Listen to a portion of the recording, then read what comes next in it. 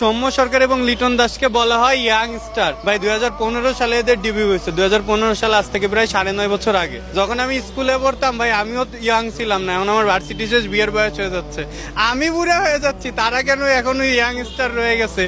এইটা জীবনে আসলে খুঁজে পাই না।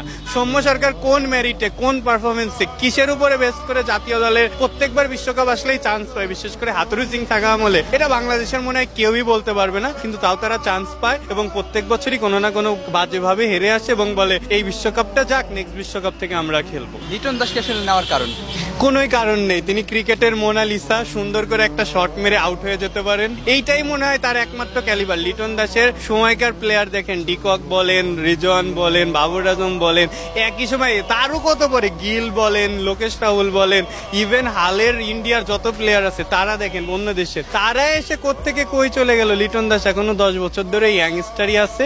তিনি